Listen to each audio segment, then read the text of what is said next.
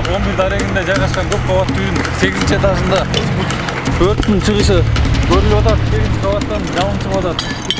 Бишкекте курулуп жаткан 14 кабаттуу турак үйдүн имаратында өрт тактикалык машыгуу өттү. Анда өзгөчө кырдаалдар министрлигинин Борбор калаада жайгашкан бардык өрт өчүрүүчү бөлүктөрү катышты. Атайы түзүлгөн сценарийге ылайык турак үйдүн 8 кабатында өрт кырсыгы катталып, имараттын ичинде калып калган 2 жаран өз убагында куткарылды. Ошондой эле өрттү тез арада өчүрүүдө 30 метрлик автошатты жана өрт өчүрүүдө куткаруу ишин жүргүзүүгө ылайыкталган 50 метрлик муунактуу үкөгү бар атайы унаа колдонулду.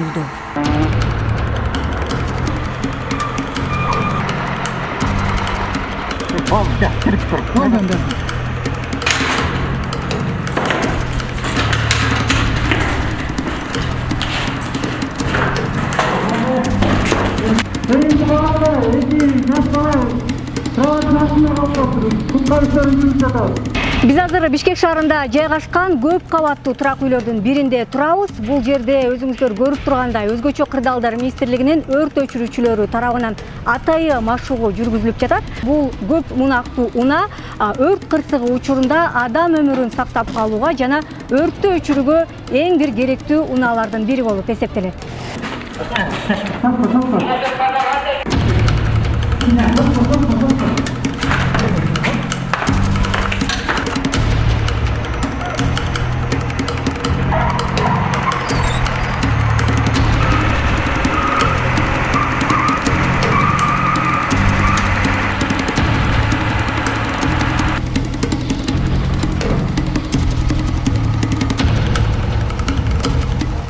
Сиздер көрүп турган бул атайы суу жеңчеси деп аталат. Мына ушул суу жеңчесинин жардамы менен жана бул унаа менен кайсыл кабатта болбосун көтөрүлүп, өрттү көздөй сууну чачып өчүрүүгө болот.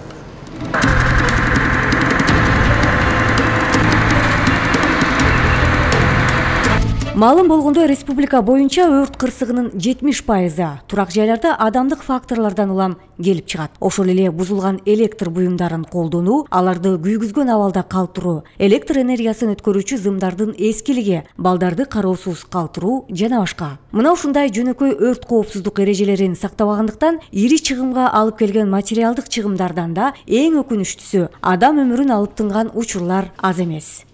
Албетте, кырсык кайттырбай келет жана анын масштабын эч ким алдын ала айта албайт. Ошол эле маалда кайдыгерлик жана жоопкерчиликсиз мамиле кылганыбыз дагы жашыруун эмес. Соңунда кырсык келип чыкканда күнөөнү башкага оодура койгон жайыбыз да бар. Өрт өчүрүү кызматы чалуу болгон учурда тез убакытта жетүүгө болгон күч аракетин жумшайт. Бирок жетүү жолунда унаалардын тыгыны, жол бошотуп бербеши, ананда өрт өчүрүүчү унаанын өзү үйдүн короосуна же базарларга кире албай убара тарткан учурлар канча. Локализация кабыл алдым. Бишкент 90го локализацияны кабыл алып болот.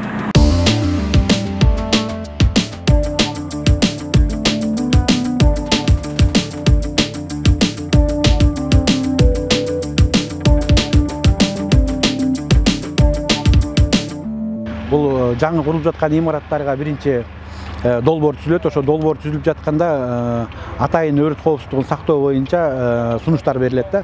Муну айта кетсек, булардын ичинде жайгашылган баягы лестничный клеткалар түтүндөн сактоочу атайын незадымляемый болуш керек. Биринчиси, андан кийин булардын автоунаа келип, ошол өрт куткаруу жана ошондой эле адамдарды куткаруу боюнча жолдору так жана өз убагында көрсөтүлүшү керек. Бунун баары тең ошол долбоорлоо убактысында эле баары камтылат. Эгерде бул зданияда өрт боло турган болсо, основной баягы электропитание өчүрүлөт. Анткени өрт өчүрүүчүгө баягы зыяны тийбеш үчүн өрт өчүрүлөт дагы. Бул жерде дежурное освещение жана подвалда орнотулган өрт өчүрүүчү насостор болот. Насос повыситель деп коет да, баягы сууну өзүнүн керектүү басымын жогорулатып берүү үчүн подвалда атайын өрт өчүрүүчү насостор орнотулат. Ошол насосту, ошондой эле ушул система дымоудаленияны анан жанагы система оповещения и эвакуации деп коет да, ошолорду иштетип бергенге атайын подвалда автономный электрооборудование болот. Бул генератор же болбосо аккумуляторлор менен жабдылат. Алар өзүнүн бүгүнкү норма боюнча бир 3 сааттан 5 саатка чейин иштеп берүүгө шарт түзөт. Ошондой эле ар бир кабаттын подъездинде түтүндү солдуруп кетүүчү түтүк орнотулат. Ал автоматтык түрдө иштеп, эгер ошол подъездде өрт чыга турган болсо, түтүндү дароо солдуруп кетүүгө мүмкүнчүлүк бар. Бул албетте мына ушул жарандардын түтүнгө ууланып калбашы үчүн.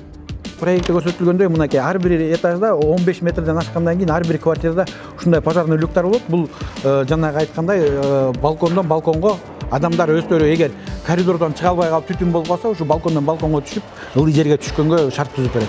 Ушул батирден өрт чыккан болсо, ушу лестничный клеткага түтүн каптабаш керек. Ошон үчүн низам менен лестничный клетка болуп, через тамбур шлюз же болбосо атайын ачык аймак болот да. Бул открытый пространство деп коет. Баягы адам баласы эгер лестничный клеткага даже түтүн кирип кеткен болсо, адам баласы ошол бир этаждан бир этажга түшүп баратканда открытый пространстводон аба дем алып, кийинки этажга түшүп, кайра аба дем алып, кайра түшүп кетип турат да. Урматтуу мекендеш, сиз батир же үй алып жатканда курулуш иштеринде өрт коопсуздук эрежелери канчалык деңгээлде сакталгандыгы тууралуу сураганга жана талап кылганга укугуңуз бар. Жөнөкөй эрежелерди сактоо менен сиз жакыныңызды жана өзүңүздү коопсуздугун сактап, өрт кырсыгын алдын алган болосуз.